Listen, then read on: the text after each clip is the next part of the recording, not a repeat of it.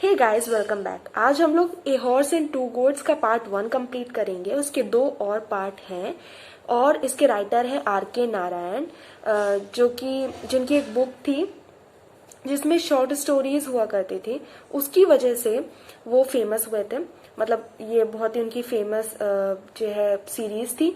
और जो है मतलब इसमें जो स्टोरीज हुआ करती थी वो साउथ इंडिया के एक मालगुडी टाउन की पे बेस्ड थी। और वो मालगुडी टाउन एक्चुअल में असली कोई जगह नहीं है, वो उन्होंने बस ऐसी क्रिएट की थी। ठीक है, तो इनकी जो स्टोरी होती है बहुत सिंपल होती है और अनप्रेडिक्टेबल होती है। मतलब आप सोच नहीं सकते हो आगे होने क्या वाला है। इस वाली स्टोरी में एक्चुअली होने क्या वाला है कि एक मुनि, जो कि एक तमिल पर्सन है, जो जिसने अपने गांव से कभी बाहर कदम रखा ही नहीं, वो बाय चांस एक फॉरेनर से मिल जाता है, मतलब मिलता है। और वो फॉरेनर इंग्लिश के अलावा जो इनकी लैंग्वेज तो जानता नहीं है। तो इनके बीच के एक ह्यूमर बहुत क्रिएट होता है, कॉमेडी बहुत है। इवन दो ये लंबी स्टोरी है, बट मैं एक बात का आपको ट्रस्ट दिला सकती हूँ कि मैं हर एक वर्ड का मीनिंग आपको बता दूंगी, सो दैट एकदम डाउट नहीं रहेगा आपको। अभी बस हम इसे धीरे धीरे पढ़ रहे हैं क्योंकि हम पोएट के बारे में पढ़ रहे हैं। और जो है इसमें लिखा है कि इंग्लिश पर्सन भी बफल्ड हो जाता है, विच मीन्स फ्रस्ट्रेटेड या फिर पजल्ड हो जाता है, बिकॉज जो है वो तमिल को कॉम्प्रीहेंड नहीं कर पाता, विच मीन्स समझ नहीं पाता है। और बहुत ही जो स्ट्रेंज बिहेवियर है मुनि का उसका बिहेवियर नहीं समझ में आता है उसे। यहाँ मुनि और वो जो फॉरेन मैन है वो मेन कैरेक्टर है, और मुनि की वाइफ भी है और उसके बाद पास 2 गोट भी हैं। और वैसे ही इस फॉरेनर की एक पत्नी भी है, ठीक है, जिसका नाम रूथ है।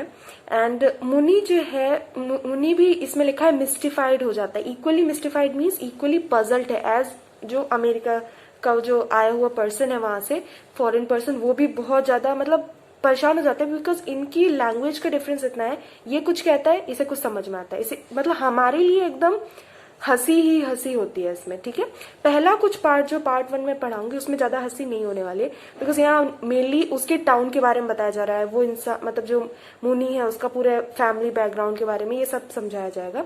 ठीक है, और जो अमेरिका के स्ट्रेंज वर्ड से वो बहुत मिस्टिफाइड होता है, और उनकी जो हरकत है मीन्स एंटिक्स से। ठीक है, तो ये जो है बहुत ही मतलब वर्ड्स इसमें बहुत है, तो आप एक पेंसिल लेके बैठिएगा और सारी चीजें मार्क करते जाइएगा। बहुत न्यू वर्ड्स हैं इसमें। ठीक है, ये जो स्टोरी है शायद इसे थोड़ा और शॉर्ट कर दिया गया है, सो दैट ये हमारे सिलेबस में फिट हो पाए, क्योंकि ये एडिटेड वर्जन है। ठीक है, एंड जो भी चीजें आप मैंने कहा जैसे मार्क कराते जाएंगे, तो बिना किसी फर्दर मतलब इधर उधर की बात किए बिना हमें स्टार्ट करना चाहिए, क्योंकि बहुत बड़ी स्टोरी है। Of the 700,000 villages dotting the map of India, मतलब आउट ऑफ जो टोटल 700,000 villages हैं जो हमारे मैप ऑफ इंडिया में डॉट की तरह होते हैं, ठीक है ना। मतलब विलेज तो बहुत ही डॉट माइक्रोस्कोपिक होंगे, काफी छोटे होंगे। कृतम वॉज प्रोबेबली द टाइनियस्ट। तो आउट ऑफ इतने 700,000 विलेजेस, कृतम नाम का जो एक विलेज था वो प्रोबेबली टाइनियस्ट ही होगा जहां तक पता है। ठीक है, नरेटर के हिसाब से। Indicated on the district survey map bye A microscopic dot. जो डिस्ट्रिक्ट सर्वे मैप होता है, डिस्ट्रिक्ट सर्वे टोटल इंडिया का नहीं, डिस्ट्रिक्ट सर्वे मैप पे भी वो माइक्रोस्कोपिक डॉट की तरह दिखता है, सिर्फ एक छोटी सी बिंदु की तरह। ठीक है, इतना छोटा। But it's size did not prevent it's giving itself the grandiose name कृतम। लेकिन उसका साइज, उसके साइज में उसे इस बात से नहीं रोका कि वो अपने आप को एक बहुत ग्रैंड बड़ा सा नाम दे सके, कृतम। ठीक है, विच मेंट इन तमिल कोरोनेट और crown on the bro of this सब कॉन्टिनेंट, विच मीन्स कि इस जो नाम है कृतम, इसका मतलब है क्राउन, मतलब ऐसी चीज, जबकि वो है छोटा सा, कोई बड़ी चीज नहीं, बड़ा सा विलेज नहीं है, वो बहुत छोटा है, शायद सबसे छोटा। लेकिन उसका नाम जो है उसका मतलब क्राउन होता है। ब्रो मतलब होता है साइड। तो ये सब कॉन्टिनेंट मतलब क्या होता है, जो कंट्रीज होती हैं। ठीक है, कॉन्टिनेंट होते हैं, उनके अंदर जो है कंट्रीज होती हैं। तो सब कॉन्टिनेंट मतलब ये कंट्री इंडिया के साइड में, जो तमिलनाडु है एकदम साइड में, वहीं पर इधर साइड को और जो है ये विलेज है। The village consisted of less than 30 houses. तो 30 हाउसेस, 30 हाउस से भी कम हाउस थे वहां पे। Only one of them built with brick and cement, और उनमें सिर्फ एक ब्रिक और सीमेंट से बना था, मतलब बाकी सब कच्चे हाउस थे, ठीक है। Painted a brilliant yellow and blue all over with gorgeous carvings of gods, ठीक है। पेंटेड विथ मतलब ब्रिलियंट येलो ब्लू कलर से पेंटेड भी था, और उसमें जो गॉड की तस्वीरों की कार्विंग्स थी, ठीक है, ऐसे जैसे प्लास्टर लगा होता है उसके, और मतलब उसमें से निकाल निकाल के उसे शेप दिया जाता है, ठीक है। एंड गार्ग्योल्स, गार्ग्योल्स एक्चुअली होता है, जब पहले ये चलते थे, अभी भी चलते हैं, अभी कुछ न्यू फॉर्म्स आ गए हैं इसके। तो पहले की पुरानी कहानी है, तो उस टाइम पे ऐसा होता था, जैसे कोई बड़े बड़े घर हैं, उधर रूफ पे मतलब सबसे ऊपर छत पे पानी भर जाता था, तो उसका जो पैसेज था वो ऐसा था कि मतलब इस तरह से जो पिक्चर देख रहे हो आप, उस हिसाब से वहां से पानी निकलता था, ठीक है। तो मतलब ये था कि पानी तो पाइप से भी निकल सकता है, हमारे घरों में तो पाइप वगैरह का यूज होता है, बट वहां पे उसे थोड़ा स्टाइलिश बनाने के लिए ये यूज कर ले जाते थे, जिसका मॉडर्न फॉर्म ये है, ठीक है। ऑन इट्स बलुस्ट्रेड, बलुस्ट्रेड मतलब बालकनी, बालकनी में, ठीक है, गॉड्स एंड गार्गोल्स वगैरह होते थे। It was known as the big house, उसको जो है बिग हाउस के नाम से जाना जाता था, क्योंकि मतलब वो सबसे अलग था घर वहां पे। The other houses distributed in 4 streets way generally of bamboo thatch, straw mud and other unspecified material, और जो बाकी जो घर थे इसके अलावा, वो जो 4 लेन में बटे हुए थे, 4 गलियां थी उनमें थे, ठीक है, मतलब ऐसे से डिवाइडेड थे बाकी जो भी थे। और वो बम्बू थैच मतलब बम्बू के पीसेस, स्ट्रॉ जो मतलब होती है लकड़ियां, मड वगैरह, और अदर मतलब लेस इंपॉर्टेंट चीजों से बने हुए थे, मतलब कच्चे मकान थे, आप जानते हो वो कैसे बने होते हैं, ठीक है।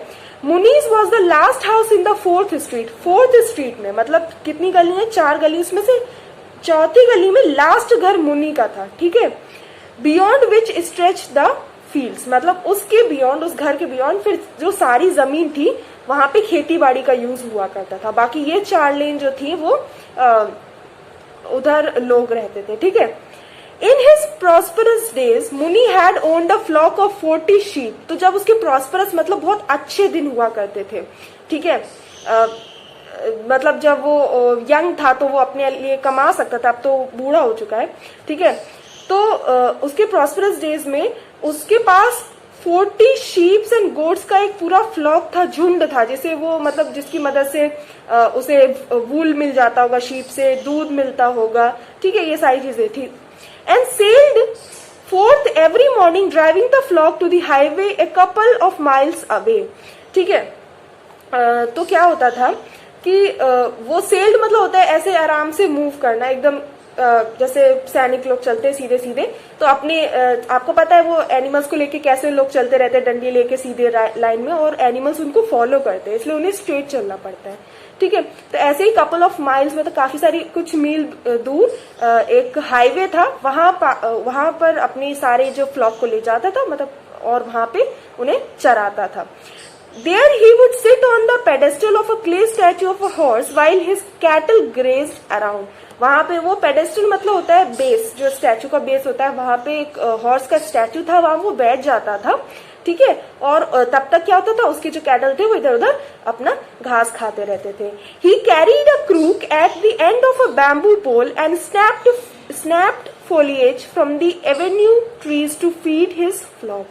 तो वो क्या करता था कि एक क्रूक मतलब होता है कर्व्ड हुक, ठीक है, आपको पता है गांव वगैरह में हसिया टाइप का होता है, और एक बम्बू में लगा हुआ वो कैरी करता था अपने साथ। और फोलिएज मतलब होता है लीव्स, तो वो लीव्स जो है, एवेन्यू मतलब ऐसी सड़कें होती हैं ब्रॉड, जो जिसमें आप जिसके बीच में आप चलोगे आपको इधर उधर साइड काफी पेड़ दिखेंगे, ठीक है, आफ्टर अ रेगुलर इंटरवल, ठीक है।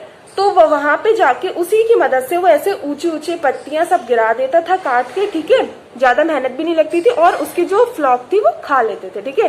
He also gathered faggots and dry sticks, faggots मतलब होता है बंडल ऑफ ड्राई स्टिक, ठीक है, जो कि जलाने के काम आ सके, क्योंकि पहले उसी से खाना बनता था, ठीक है, वो लोग गाँव में भी रहते थे, तो वो ये सारी चीजें गैदर कर लेता था, बंडल देम, उनका बंडल बना लेता था, and carried them home for fuel at sunset, और अपने घर पे उसे ले जाता था, जैसे कि जब अंधेरा हो जाएगा तो रात का खाना बन पाए।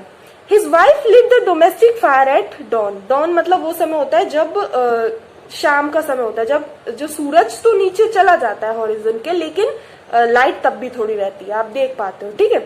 तो जो उसकी वाइफ जो है, अब डोमेस्टिक मतलब घरेलू, घरेलू आग जलाती थी, मतलब आपको पता है कैसे गांव में खाना बनता है।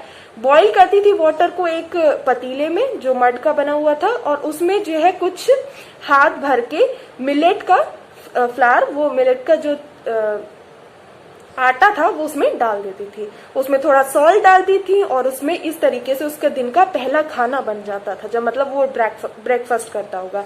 When he started out, she would put in his hand a packed lunch. जब वो अपने पूरे फ्लॉक को चराने ले जाता होगा, तब जो है उसके हाथ में वो एक पैक्ड लंच दे देती थी, ठीक है।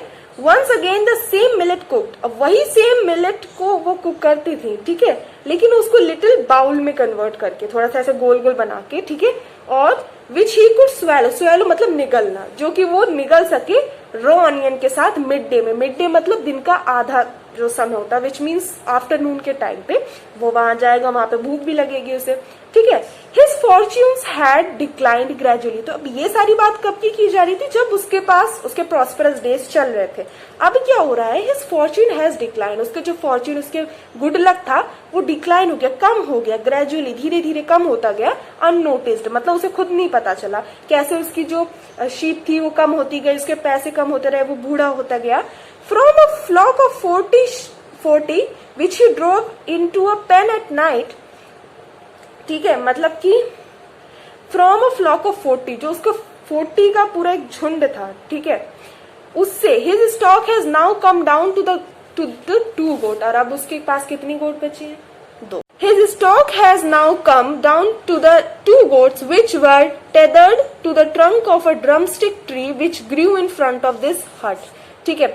तो मतलब कि क्या है, अब उसके पास सिर्फ 2 गोट बची हैं, ठीक है, तो उसका फ्लॉक में सिर्फ कितनी गोट्स थे, 2, ठीक है, और जो कि बंधी होती थी एक ड्रमस्टिक ट्री के जो ट्रंक है, बार्क होती है बहुत मोटी सी, मतलब बार्क नहीं, पूरा जो स्टेम है उसका बड़ा सा वो ट्रंक होता है, राइट, तो उधर वो बंधी होती थी, और ये जो ड्रमस्टिक ट्री था वो उसके झोपड़ी के सामने ही उगा हुआ था, ठीक है। फ्रॉम विच ओकेजनली मुनि कुड शेक डाउन ड्रमस्टिक्स, तो उससे क्या करता था वो मुनि, उसे शेक कर लेता था कभी कभी जब उसे जरूरत पड़ती थी, और ड्रमस्टिक गिर पड़ती थी, और फिर देखते हैं क्या करता होगा। दिस मॉर्निंग ही गॉट 6, आज जो सुबह की बात है कि उसे 6 मिली। He carried them in with a sense of triumph, triumph क्या होती है, फीलिंग ऑफ विक्ट्री, जब आप कोई चीज जीत जाते हो तो वो ट्रियम्फ होता है, आपके अंदर वो फीलिंग आती है ट्रियम्फ की, ठीक है। तो वो उसको उस फीलिंग के साथ कैरी करके जा रहा था। Although no one could say precisely who owned the tree, although मतलब जबकि कोई नहीं ऐसा प्रिसाइजली एकदम एक्यूरेटली कह सकता है कि वो ट्री किसके हक का है। It was his because he lived in its shadow, लेकिन ये मान लिया गया कि वो उसी का है क्योंकि वो उसकी शेडो में रहता था, विच मीन्स कि उसके घर के सामने ही था, उसके बरामदे में वो आता था, तो उसका यूज वही करता था।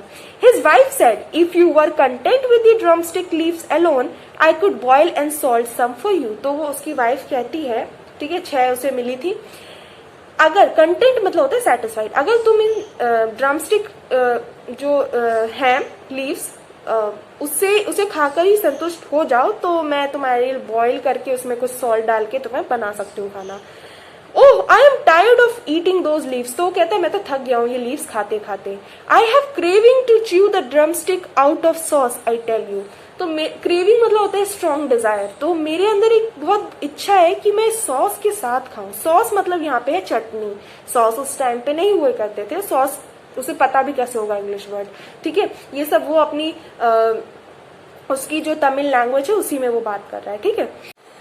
You have only 4 teeth in your jaw but your craving is for big things, तो उसकी वाइफ कहती है तुम्हारे जो जबड़े में 4 दांत हैं लेकिन तुम्हारी इच्छाएं बड़ी चीजें खाने की है, मतलब वो बूढ़ा हो गया काफी।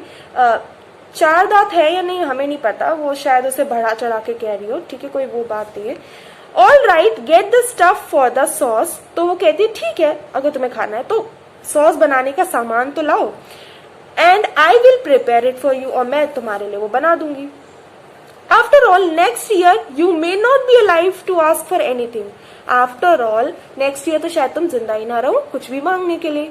But first get me all the stuff. लेकिन सबसे पहले मुझे सारा stuff लाके दो, सारी जो ingredients हैं वो लाके दो, including a measure of rice और millet. Rice या millet एक measure of मतलब उनका होता होगा, ऐसे करके बता रही होगी वो.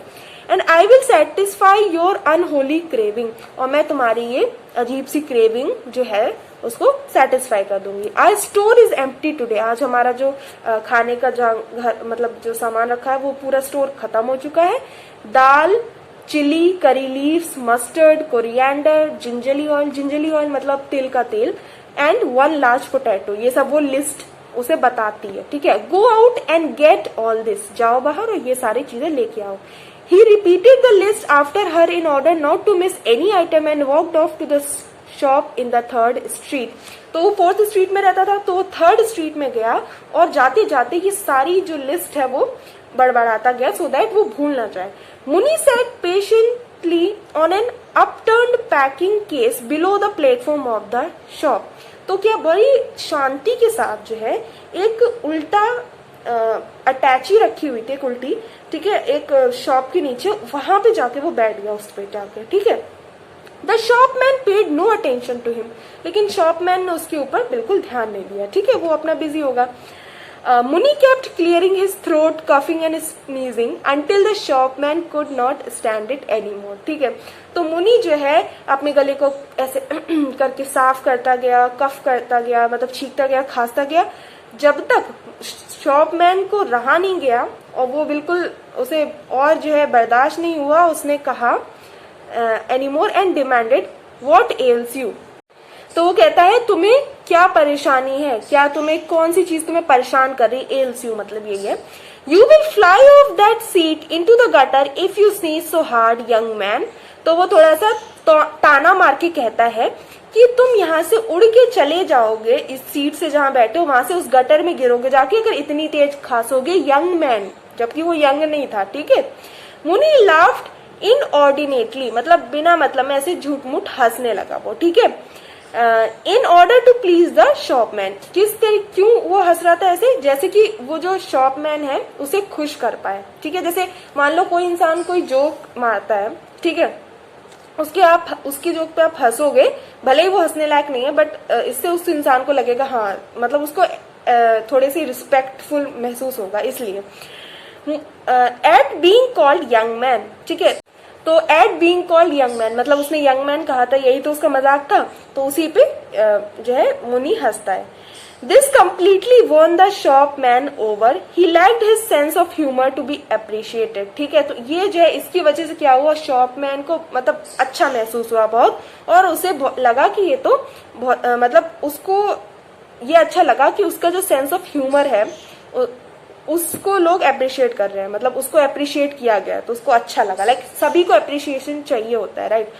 बट दस ह्यूमरिंग the shopman Muni could always ask for 1 or 2 items of food promising repayment later. अब आपको समझ में आएगा मुनि ये कर क्यों रहा था. मुनि हर बार ऐसे ही करता था, कैसे भी कैसे इस शॉपमैन को खुश कर देता था और जो है एक आध आइटम ले लेता था और कहता था कि बाद में मतलब पेमेंट बाद में कर दूंगा. ठीक है. Some days the shopman was in a good mood and gave in. कभी कभी शॉपमैन खुशी के मूड में होता है, लाइक पॉजिटिव मूड में थोड़ा सा, तो वो दे देता था. ठीक है. And sometimes he would lose his temper. और कभी कभी वो अपना जो आपा खो बैठता था suddenly and bark at Muni for daring to ask for credit. और बार्क मतलब ये नहीं कि भौंकने लगना, मतलब एकदम चिल्लाता था मुनि पर कि कैसे तुम्हारी हिम्मत कैसी हुई. डेयर मतलब वही होता है ना. तो हिम्मत कैसी हुई तुम्हारी क्रेडिट मांग. क्रेडिट मतलब मतलब कहते हैं ना हम लोग उधार पे लेना. ठीक है. The shopman said if you could find 5 rupees and a quarter you will have paid off an ancient debt. How much have you got now? तो शॉपमैन कहता है कि अगर तुम 5 रुपए और क्वार्टर मीन्स 1/4 रुपी दे दोगे तो तुम अपनी एंशियंट मतलब क्या है, पुरानी डेप्थ जो तुम्हारा कर्जा है उसको तुम चुकता कर चुके होगे. तो ये बताओ अभी तुम्हारे पास कितने पैसे हैं. I will pay you everything on the 1st of the next month. तो कहता है पहली तारीख होगी नेक्स्ट मंथ की तब पैसे दे दूंगा। As always and whom do you expect to rob by then. तो वो शॉपमैन को तो पता ही होता है ये ऐसा करेगा, तो कहता है हाँ हमेशा की तरह एज ऑलवेज यही है। अब ये बताओ तुम ये किससे चोरी करके लाओगे रुपए, ठीक है। मुनि felt caught and mumbled, mumbled मतलब धीरे धीरे मन में बोलना, ठीक है। मुनि जो है उसको फेल्ट क्या फील हुआ कि अब तो उसे पकड़ लिया गया है, ठीक है। तो फिर धीरे से बोला my daughter has sent word that she will be sending me money. मेरी डॉटर ने मुझे वर्ड भेजा है, विच मीन्स लेटर भेजा है कि वो मुझे पैसे देगी। Have you a daughter sneered the shopman. तो शॉपमैन कहता है ऐसे करके ताना मार के कि तुम्हारी डॉटर भी है, तुम्हारी बेटी भी है, and she is sending you money, और वो तुम्हें पैसे भी भेज रही है। For what purpose may I know, किस लिए जरा बताना, किस खुशी में। बर्थडे 50th बर्थडे सेड मुनि क्वाइटली। तो धीरे से मुनि बोला अरे मेरा 50th बर्थडे आने वाला है, 50वीं सालगिरह आने वाली है मेरी। Birthday how old are you. तो वो पूछता है कि कितने ओल्ड हो तुम। बर्थडे मुनि repeated weekly not being sure of it himself 50। तो मुनि ने अब की बार वीकली थोड़ा दब के उस चीज को रिपीट किया, नॉट बीइंग श्योर, उस श्योर नहीं था कि वो 50 साल के, तो वो बोलते हैं 50, ठीक है। He always calculated his age from the time of the great famine when he stood as high as the parapet around the village well, ठीक है। तो मुनि जो हमेशा अपनी एज को कैलकुलेट करता था फ्रॉम मतलब जब एक बहुत ही ग्रेट फेमाइन आई थी, फेमाइन मतलब सूखा पड़ना, ठीक है। तो जब वो स्टूड हाई एज मतलब उसकी जब हाइट जो थी वो विलेज की जो वेल थी उसकी हाइट की, वेल की जो पैरापेट थी उसके हाइट उसकी बराबर थी। जब तब से जो है जब ग्रेट फेमाइन आई थी उस टाइम से वो अपनी एज को आज तक कैलकुलेट करते आया है। पैरापेट क्या होता है कि किसी भी चीज की प्रोटेक्टिव वॉल होती है। आपको पता है जो विलेज होते हैं कहीं पर भी जो वेल होती है उसके अराउंड वो जो गोल सा बना होता है ना, तो उतनी हाइट का जब वो था तो उस एज से मतलब वहां से वो अपने आप को कैलकुलेट करता था, ठीक है। उसका कोई तरीका होगा। But who could calculate such things accurately now days with so many famine occurring. लेकिन अब नरेटर बोलता है कि लेकिन आजकल लोग इस तरीके से अपनी एज को कैलकुलेट नहीं कर सकते क्योंकि उसके बाद कई फेमाइन आई।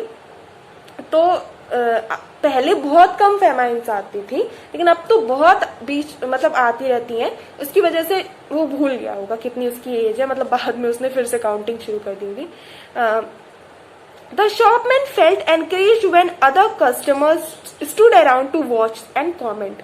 तो अब शॉपमैन थोड़ा सा एनकरेज हो गया, उसको और मजाक उड़ाने का मन करने लगा क्योंकि जो आसपास के कस्टमर थे वो खड़े होकर सुनने लगे और वो भी कुछ कमेंट और ताना मारने के लिए रेडी थे। More likely your 70 he said to Muni. Muni से कहा लेकिन मुझे लगता है तुम 70 के लगभग हो।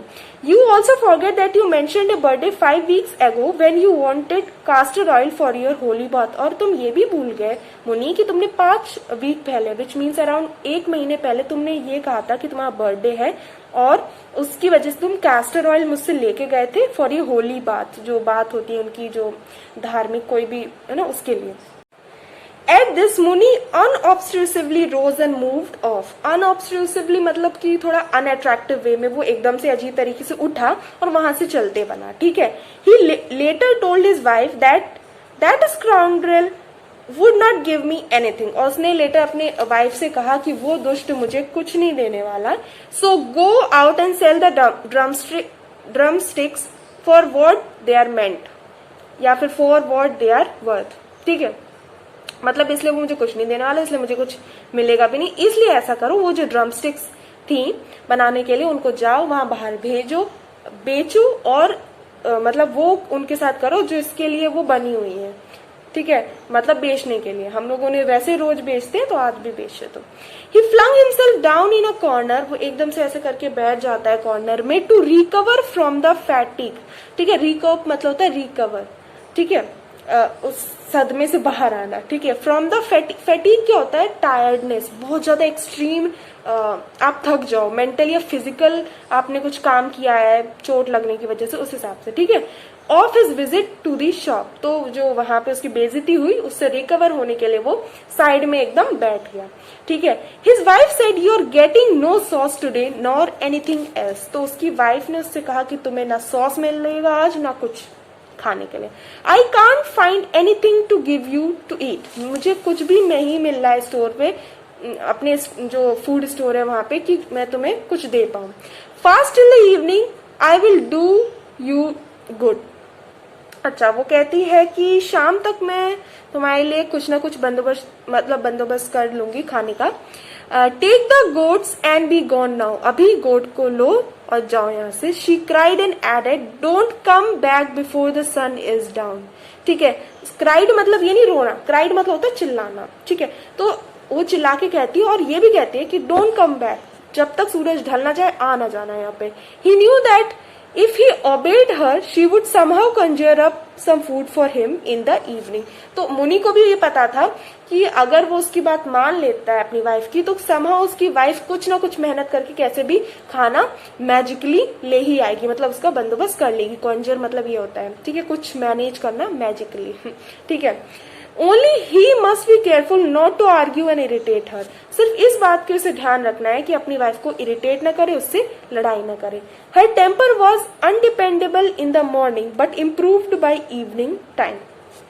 तो उसका टेम्पर मतलब उसका जो गुस्सा है, पारा है, ठीक है, टेम्परेचर है उसका, वो मॉर्निंग में तो किसी चीज पे मतलब उसको प्यार से बोलो कुछ भी करो, उससे बिल्कुल डिपेंड नहीं करता था उन सारी चीजों पे। कोई मतलब उसका कह नहीं सकते थे कि ये गुस्सा कब से होगा क्या। लेकिन इवनिंग टाइम तक हमेशा जाकर वो रिलैक्स हो जाती थी, मतलब पारा नीचे आ जाता था।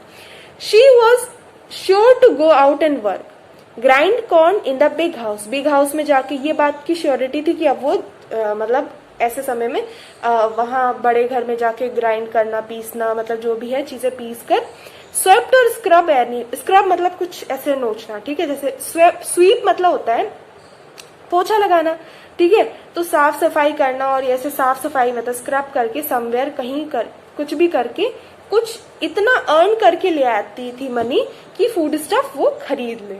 ठीक है। जनरली ऐसे जो बूढ़े लोग होते हैं वो बहुत ही ज्यादा आलसी होते हैं, लेकिन महिलाएं जो बूढ़ी होती हैं अगर उनपे ज्यादा दबाव है तो वो वर्क करती ही है। ठीक है। And keep a dinner ready for him in the evening. तो वो मेहनत करके कैसे भी ले आएगी और इवनिंग तक उसका खाना रेडी होगा। ठीक है। Unleashing the goats from the drum stick tree. Unleashing मतलब खोलना। ठीक है। तो अभी तक वो ड्रम स्टिक ट्री में बनी हुई थी। ठीक है।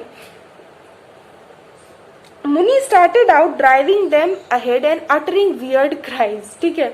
मुनि ने उनको बढ़ाना शुरू किया ऐसे कर करके, ठीक है, और उन्हें ड्राइव किया आगे। और अटरिंग मतलब बोलना, बड़बड़ाना, ठीक है, अटरिंग वियर्ड क्राइज, अजीब अजीब सी, बड़बड़ाना नहीं मतलब कुछ बोलना,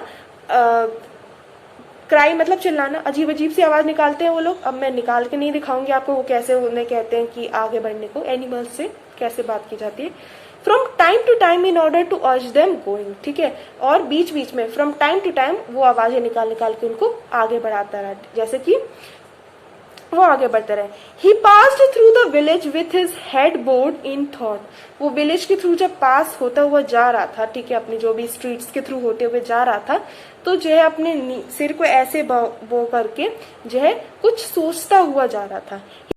ही did not want to look at anyone or be accosted। accosted मतलब किसी को तेजी से बुलाना, अरे मुनि आ जाओ यहाँ पे, या फिर क्या कर रहे हो, कहाँ जा रहे हो, ऐसे करके लोग बोलते हैं ना।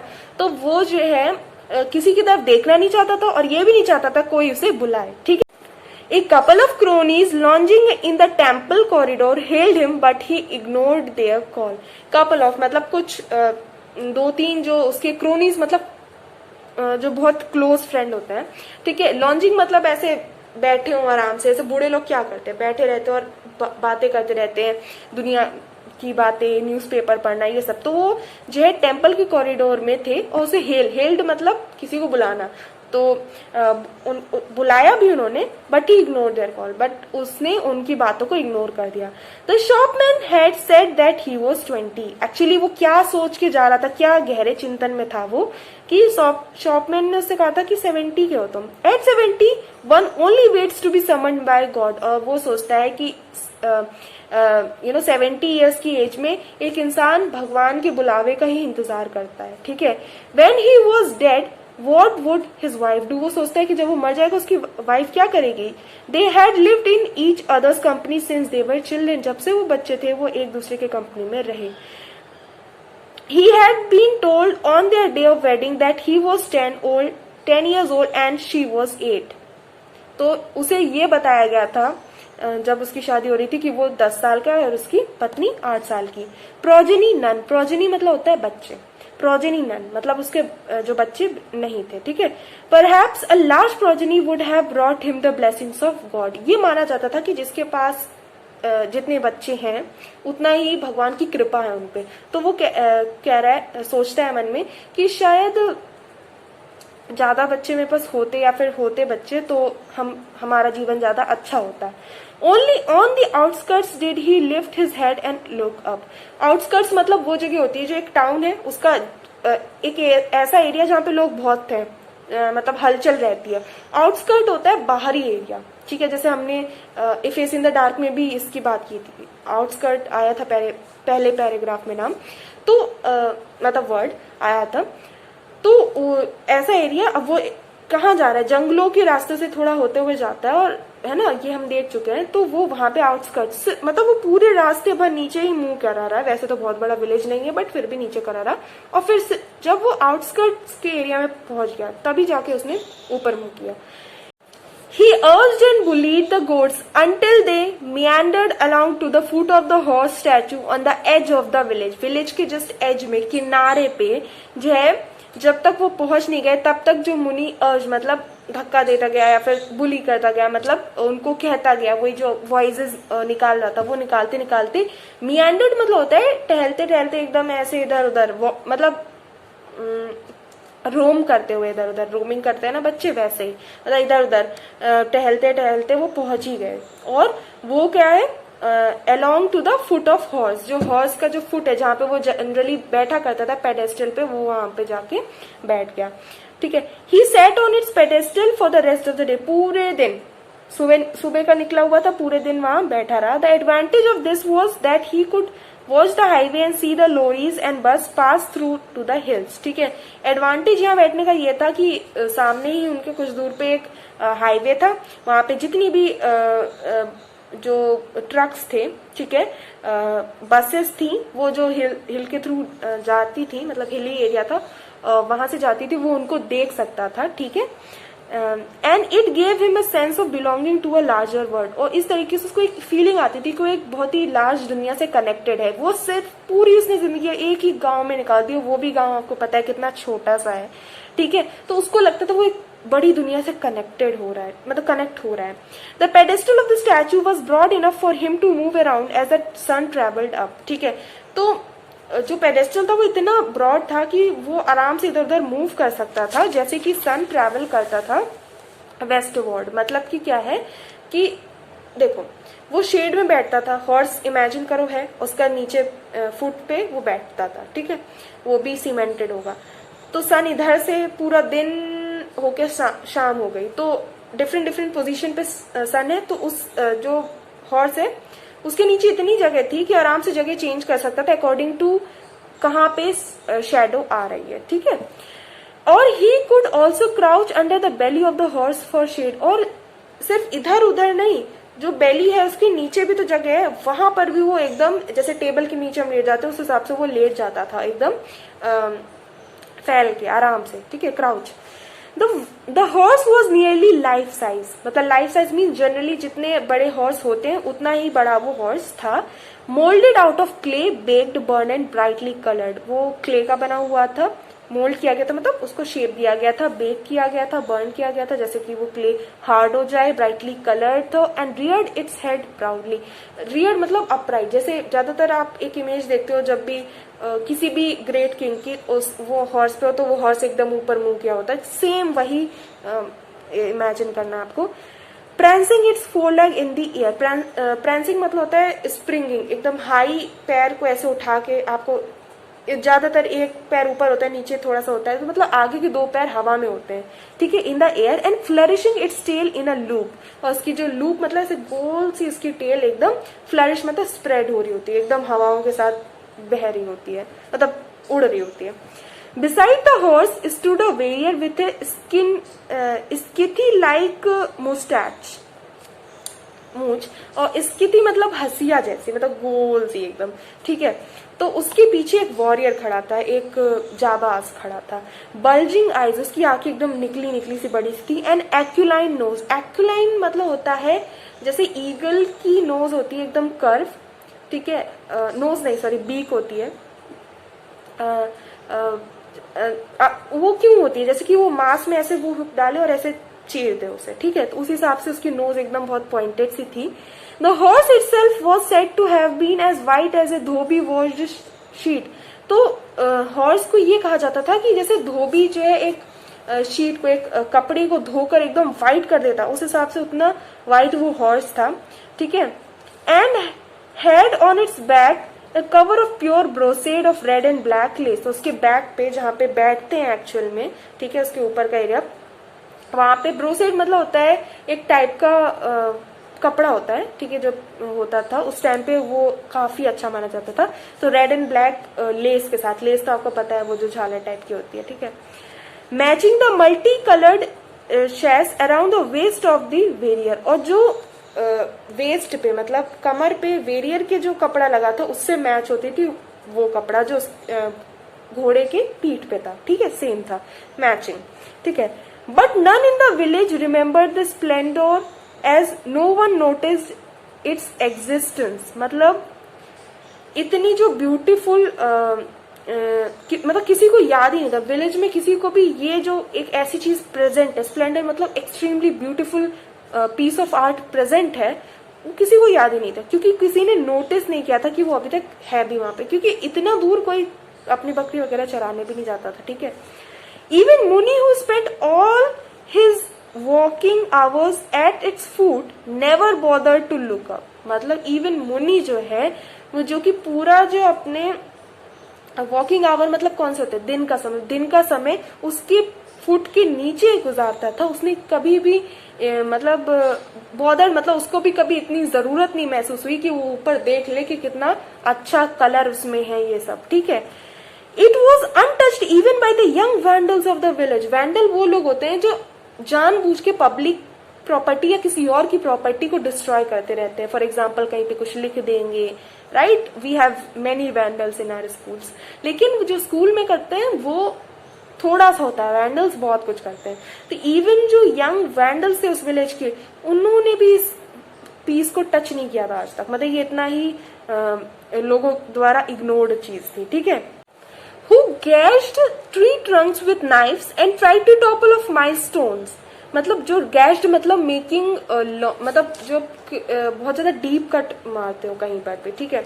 तो गैश्ड ट्री ट्रंक्स जो ट्री की ट्रंक्स होती है इतनी मोटी मोटी, उसमें बड़े बड़े जो है कट कर देते हैं, मार देते हैं विथ नाइफ्स एंड माइलस्टोन जो होते हैं, ठीक है, जैसे 1 किलोमीटर वगैरह के माइलस्टोन जो होते हैं उसको टॉपल ऑफ, टॉपल मतलब होता है कट करना, स्लाइस करना ऊपर का हिस्सा, ठीक है, तो उसको कट करने की कोशिश करते हैं। मतलब ऐसे जो प्रॉपर्टी को बर्बाद करने वाले लोग हैं उन्होंने भी ध्यान नहीं दिया इसके ऊपर, ठीक है। And inscribed lewd designs on all walls, और जो भी वॉल्स होती हैं पब्लिक वॉल्स या कैसे भी, उन वॉल्स पे भद्दी सी बहुत बेकार सी डिजाइन्स वगैरह बना के चले जाते थे। This statue had been closer to the population of the village at one time, ये जो स्टैचू है वो जो पॉपुलेशन जो है इस विलेज की उससे काफी क्लोजर था। When this spot border the village, जब ये स्पॉट जो है विलेज के लोगों के मतलब अंदर आता था विलेज के, मतलब अभी ये जो एरिया है काफी आउटस्कर्ट्स एरिया, मतलब आउटस्कर्ट का एरिया बन गया है, मतलब बाहर का। जब ये अंदर का एरिया था, लोग रहते थे वहां पे, तो ध्यान था लोगों का इस पे।